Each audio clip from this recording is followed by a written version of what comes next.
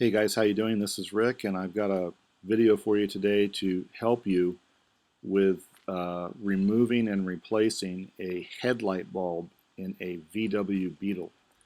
Now, there are some really good videos on YouTube right now that do cover this subject from start to finish. However, um, when I did mine, I encountered some problems along the way, and I thought it would make for a good video. So hopefully this will help somebody out there in YouTube land.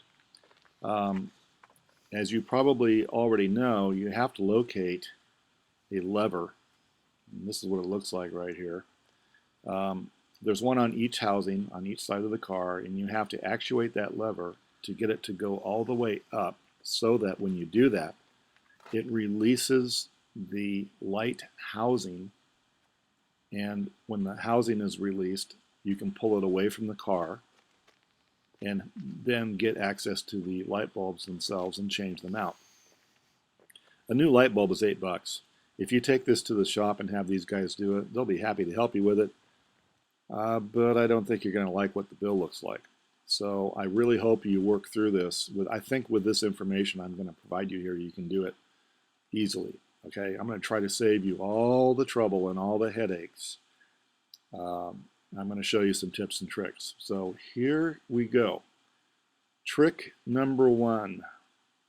The problem is the parts are frozen in time. They haven't moved in so long they don't want to move.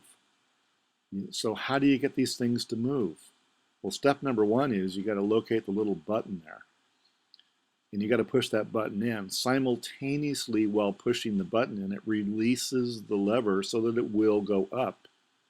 But when you try to do that, it doesn't want to move because nothing's moved in so long. So here's trick number one. Get yourself a plastic pry tool, because when you use one of these, you won't break anything, or at least it minimizes the possibility. You have to simultaneously push that button in, and while, keep in mind, I only have one hand here to do this with, but you simultaneously push that little button in just enough so that the lever will actuate and go up. However, like I said, the problem is these parts don't want to move. So what do you do? Well, here's secret number two. WD-40 or something like it. You spray this onto the mechanism. And the idea is to get it to start going down into the mechanism itself, which I will now explain and show you. When you do this, this changes everything, because here's what we're doing. We're lubricating this part. There's the lever, and this is what it's connected to. This is what it looks like when you take it apart. That lever part is inside this part, and they're supposed to slide. But the problem is there's so much dirt in there right now, it can't move. So when you spray the WD-40, because it's such a light oil, it easily finds its way down into the lower recesses of this part, and suddenly you can move it again. And that's what makes this job possible. So you really want to use that light kind of oil like WD-40 to get these parts moving again. Here's what it looks like when it's mounted inside the car. And I'm going to demonstrate with this thing moving what it looks like. The temptation, quite frankly, for us guys is, we don't want to sit here and fiddle around with this stuff, and we want to go fast.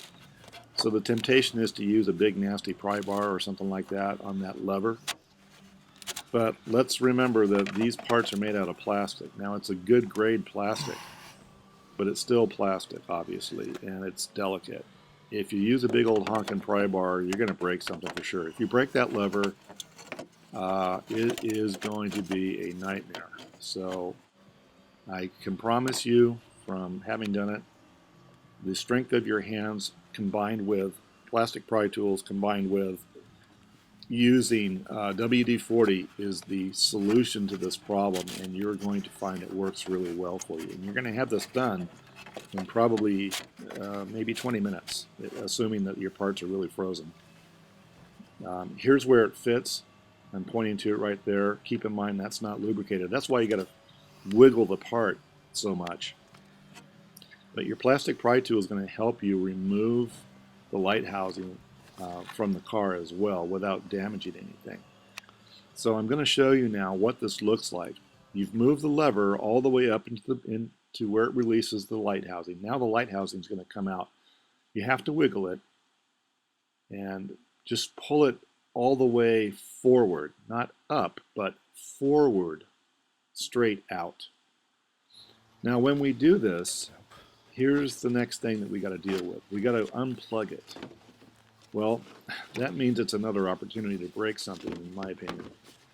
So the secret here, again, your plastic pry tool is your friend.